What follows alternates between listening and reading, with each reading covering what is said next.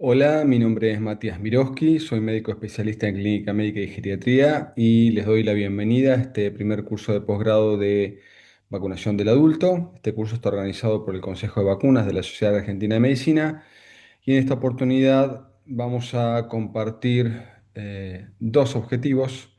El primero de ellos que está en relación con la historia de las vacunas y de la vacunación. Y en segundo lugar, cuál es el impacto que tienen las vacunas y los programas de vacunación sobre la salud. El primer objetivo, vamos a compartir información muy interesante de cómo se desarrolló las vacunas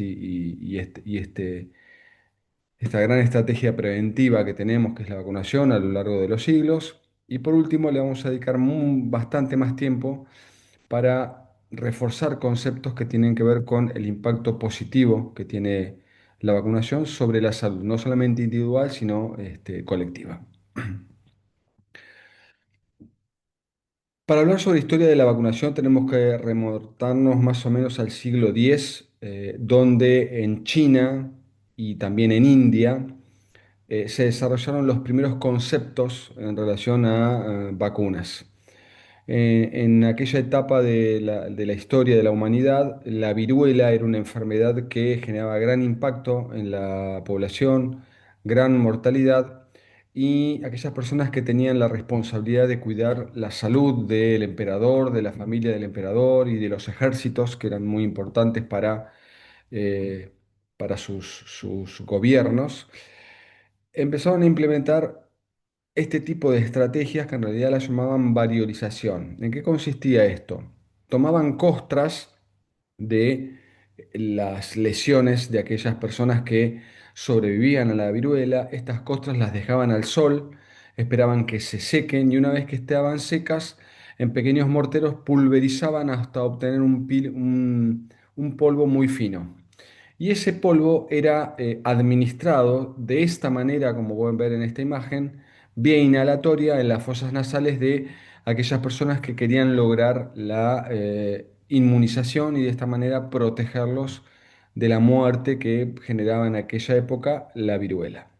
Pero no solamente utilizaban esta técnica, sino que también tenemos información en estos dibujos que son reales de aquella época, donde no solamente describían la enfermedad de la viruela, sino que además de esa variolización inhalatoria, hacían algo muy similar, es decir, tomaban las mismas costras, las dejaban secárselas al sol, luego que estaban secas las pulverizaban y ese polvo, además de la estrategia de inhalatoria, también la hacían de manera cutánea. Tomaban pequeñas lancetas, podemos llamarlas, las embebían en ese polvo y hacían pequeños cortes sobre la piel de los brazos de las personas que querían proteger.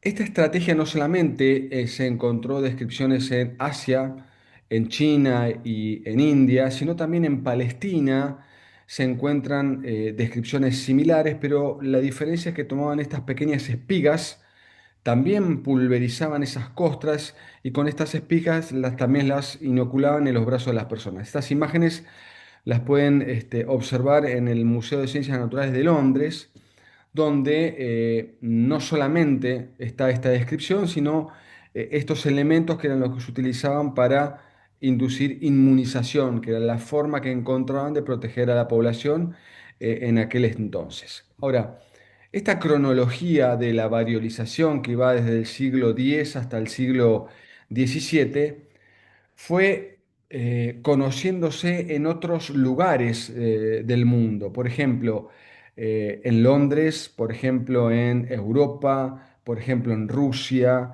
también en Estados Unidos, que es hasta donde vamos a llegar ahora, se fue conociendo esta estrategia y se implementó. Incluso las estrategias de vacunación que se implementaron en Estados Unidos y que ahora les voy a mostrar fueron los primeros indicios de estudios epidemiológicos de mortalidad. Por ejemplo, fíjense en Boston en 1721 que hubo una epidemia de viruela, variolizaron a un grupo de personas, unas 250 personas, y las compararon con otras personas que en realidad no llegaron a recibir esta variolización y evaluaron la mortalidad. Fíjense la diferencia 14% de mortalidad en personas que adquirían la infección de manera natural contra 2,5% de aquellas personas que eran variolizadas y que no fallecían. Algo muy similar ocurrió en 1777 en el Ejército Continental de Washington, donde también observaron que la mortalidad por infección natural era cercana al 20% y en aquellas personas que formaban parte del ejército y que llegaron a variolizar, la mortalidad del 1%. En términos globales, cuando uno analiza los datos disponibles en relación a mortalidad por viruela y en aquellas personas que en aquel momento se variolizaban, uno obtiene datos que la mortalidad de aquellas personas que desarrollaban variola mayor, que era la forma clínica más grave, fuera cercana al 30% y aquellos que se variolizaban entre el 1 y el 2%.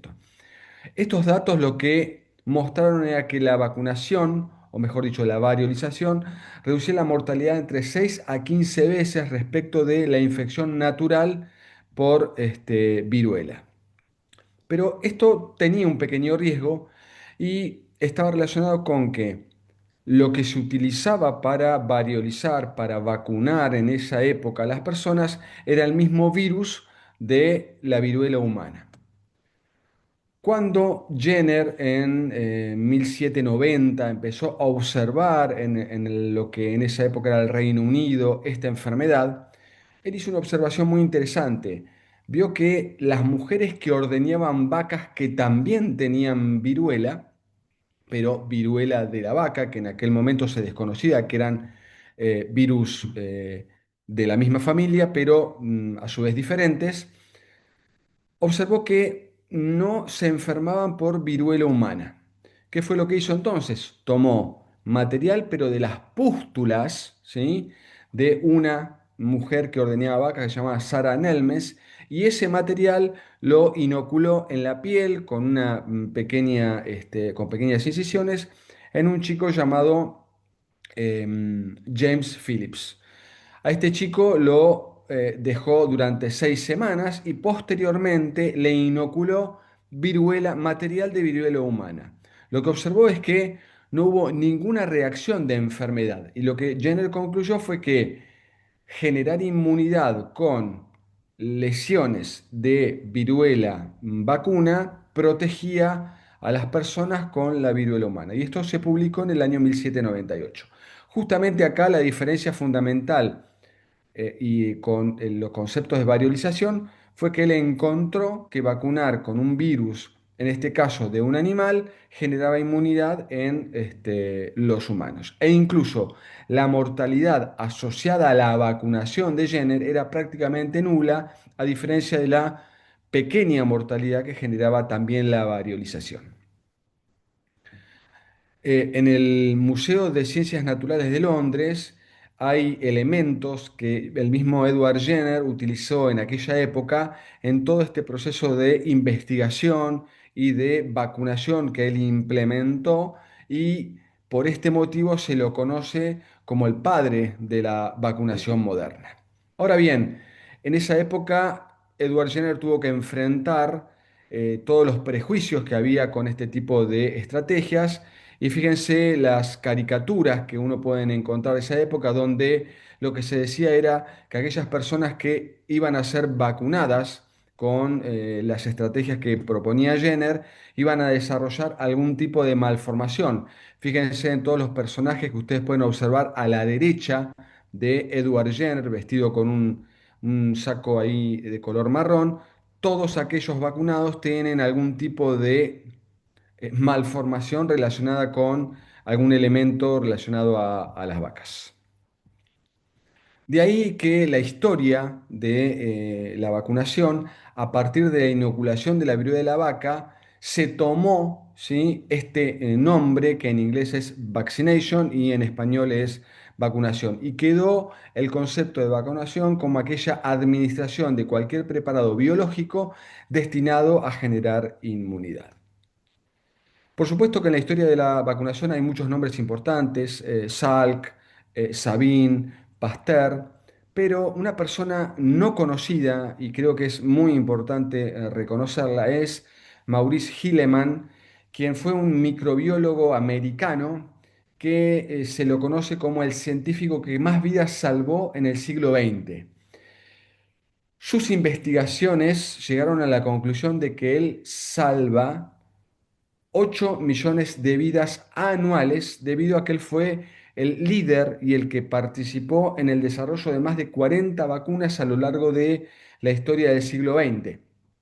Solamente por nombrarles algunas de las que están dentro del calendario nacional de vacunación argentino, eh, Maurice Hilleman participó como líder en el desarrollo de vacunas como contra la hepatitis B, contra la hepatitis A, la triple viral que incluye sarampión, paperas y rubiola, la varicela, algunas vacunas conjugadas contra el neumococo como la número 13 valente y 20 valente, también la vacuna conjugada contra el meningococo, varias de las vacunas antigripales que hoy conocemos y también la fracción contra Haemophilus influenzae tipo B, que está o forma parte de la vacuna quíntuple o pentavalente. El impacto de las investigaciones lideradas por Maurice Hilleman, la verdad que es admirable, es una persona digna de reconocimiento. Más allá de que las descripciones que hablan de él, de que se lo ve en esta imagen como una persona muy bondadosa, amigable, dicen que tiene un carácter bastante de pocos amigos. Hasta acá simplemente quise presentarles un poco de la historia de la vacunación y ahora en esta segunda parte de la charla lo que les voy a presentar es el impacto que tiene la vacunación sobre diferentes áreas. Vamos a empezar con algo que es bastante obvio, pero que desde el punto de vista de los números genera mucho impacto, como es la prevención de las enfermedades. Fíjense este trabajo publicado en JAMA ya hace unos cuantos años, en el año 2007, donde analizan la prevalencia de enfermedades antes de la era de la vacunación y post vacunación.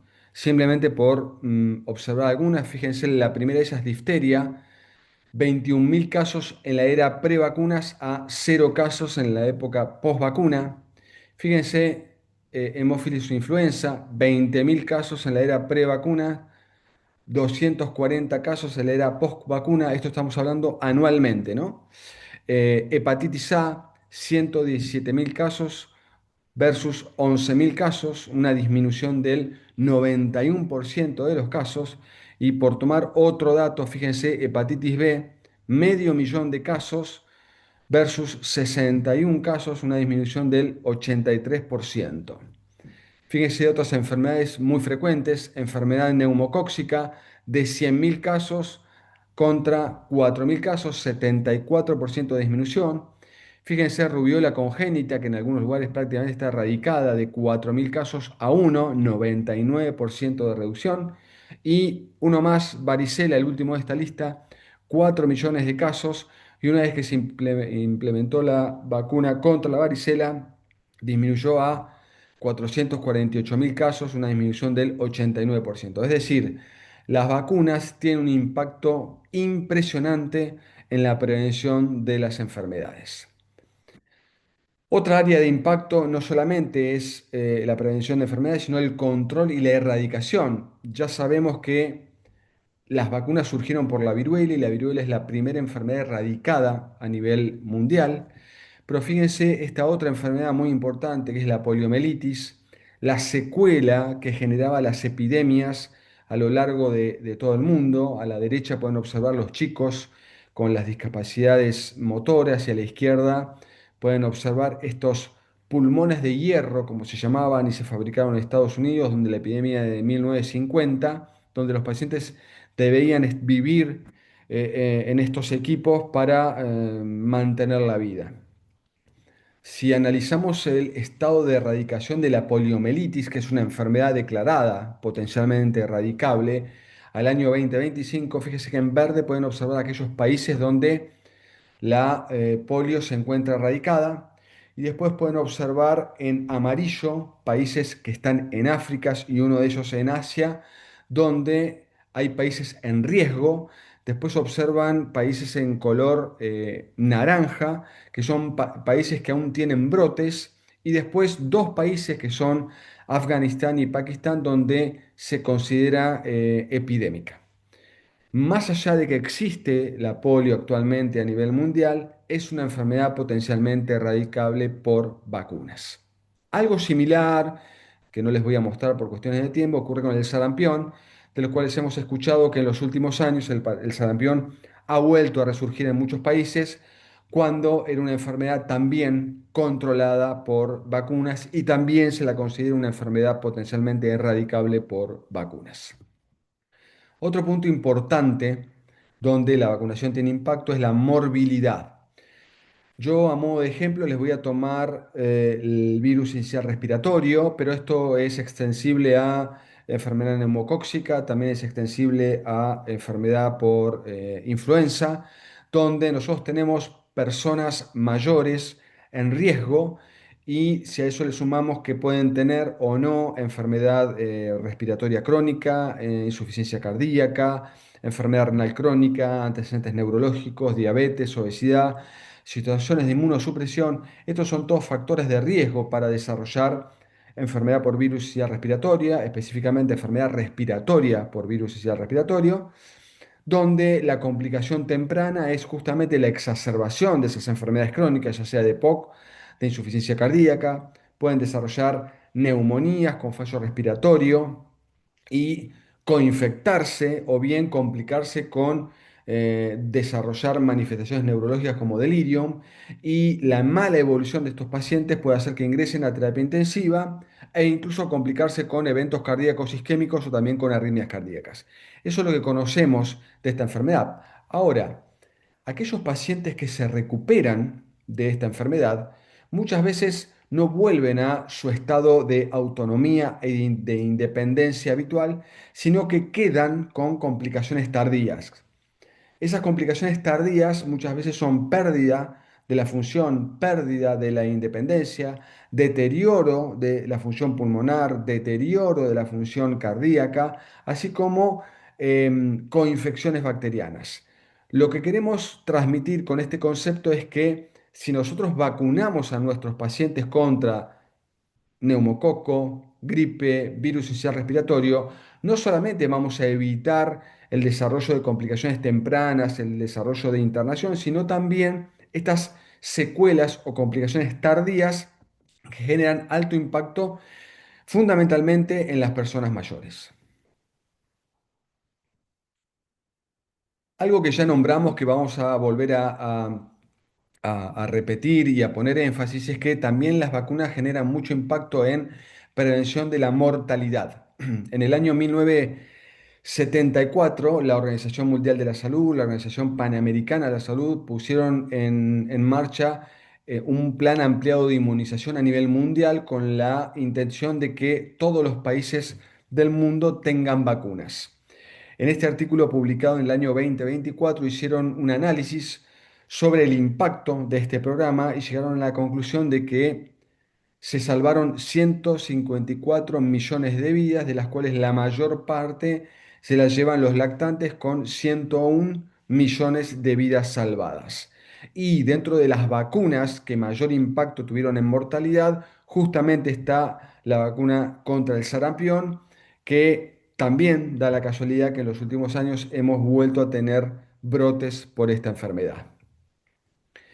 Y ya salteando un poco el impacto que tiene sobre el individuo en esto que analizamos sobre prevención de enfermedades, control de erradicación de enfermedades, morbilidad y mortalidad, las vacunas también tienen un impacto más allá de la protección individual. Este concepto de la inmunidad colectiva, que es la protección más allá de un individuo, hace referencia a que tenemos algunas enfermedades como por ejemplo COVID-19, también influenza, que son altamente transmisibles. Acá también podemos incluir la vacuna del sarampión o la enfermedad del sarampión, donde la alta transmisibilidad de estas enfermedades hace de que en el entorno, si nosotros logramos altas tasas de vacunación, con coberturas superiores al 80, al 90%, aquellas personas que por alguna situación particular no pueden vacunarse, lactantes, mujeres embarazadas, pacientes con inmunosupresión severa,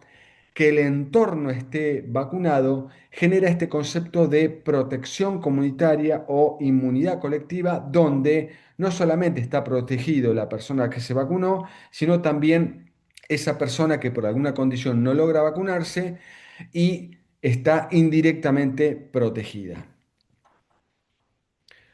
Otro concepto muy importante donde las vacunas tienen mucho impacto es el concepto de resistencia antibiótica, o creo que es mejor llamarlo resistencia antimicrobiana.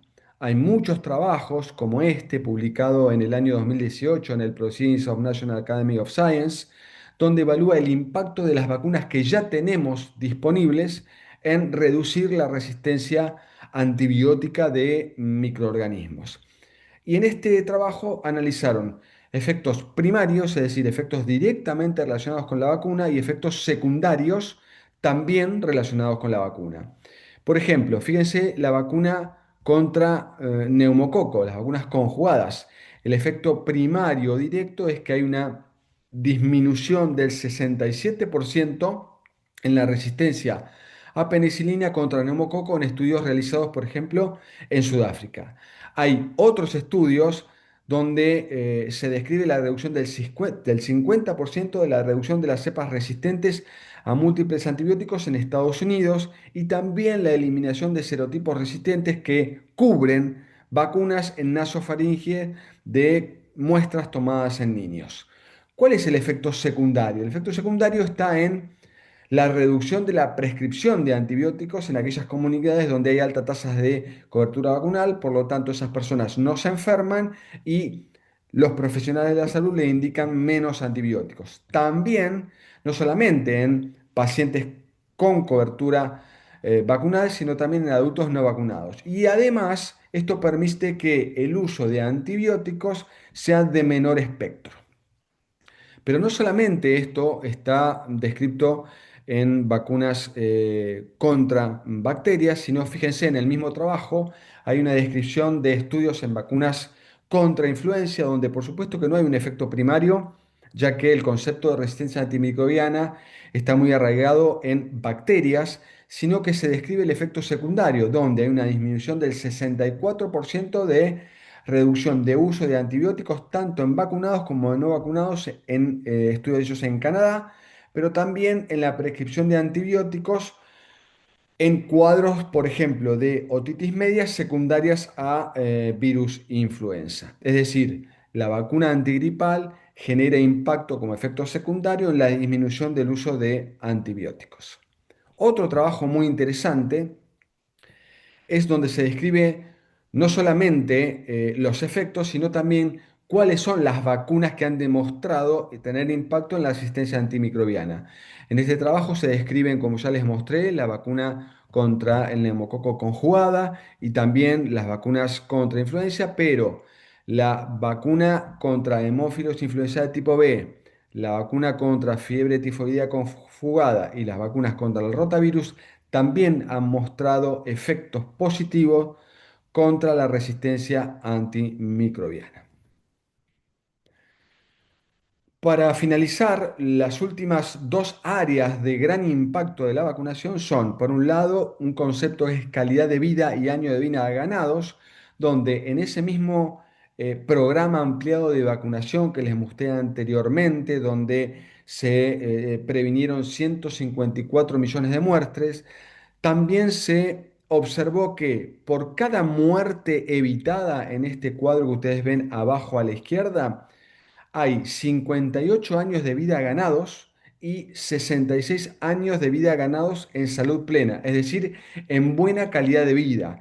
Y cuando se analizaron qué vacunas tuvieron este impacto en años de vida ganado y en calidad de vida, fíjense que la vacuna contra el sarampión, la vacuna contra el tétano, la vacuna contra la tos convulsa, también la de hemófilos influenza tipo B, contra difteria, contra hepatitis B y polio, todas esas vacunas han demostrado que la implementación en programas de vacunación generan muchos años de vida ganado con buena calidad de vida en aquellos pacientes justamente que se vacunan. Para finalizar, Y algo muy importante y que siempre se analiza en salud pública es el costo-efectividad que tiene implementar programas de vacunación. Hay muchos trabajos muy interesantes publicados al respecto. Yo acá les traigo cuatro que son estudios hechos en gran cantidad de países. Fíjense que los alcances de los estudios son en 94 países, 73 países, se repite 94 países, donde lo que se evalúa es el costo de implementar programas de vacunación. Fíjense que la mayoría en países de bajos y de medianos ingresos y el costo que implica la implementación. En ese análisis de implementar programas y cuál es el beneficio que se logra obtener, el concepto general dice que ese retorno o ese beneficio en moneda dolarizada es de 16 a 44 veces mayor a la inversión que se utiliza en la implementación de programas. Esto analizado desde no el desarrollo de enfermedades y mantener saludable a una persona que es económicamente productiva. Esto claramente demuestra que todas las organizaciones a nivel mundial y a nivel internacional favorecen la implementación de programas de vacunación. Y no solamente el impacto en la vacunación está descrito en todo lo que yo recién les mostré, sino que a lo largo de este curso van a tener actividades sobre los beneficios extrainfecciosos que tienen las vacunas, además de los que ya les mostré. Como conclusiones, y ya para finalizar, creo que es muy importante entender que la vacunación es la segunda intervención más efectiva en salud por detrás de la potabilización del agua, con la gran diferencia de que la vacunación es una estrategia que todos los profesionales de la salud, y no solamente médicos, sino también enfermeros, también farmacéuticos, pueden implementar con la intención de mejorar las tasas de adherencia. Y no solamente tenemos que pensarla como una intervención más efectiva, sino también como una estrategia de prevención individual, poblacional y a nivel global, y también como aquella estrategia que mayor beneficios en términos de costo-efectividad puede generar en nuestros pacientes. Espero que haya sido de utilidad esta charla. Gracias por participar de este curso y los invito a que todas aquellas dudas o áreas de interés que les puedan surgir en esta charla o bien a lo largo del curso nos las hagan llegar a través del portal donde está subido el curso, o también acá les dejo otros vías de contacto a la cual me pueden escribir. Que tengan un gran día.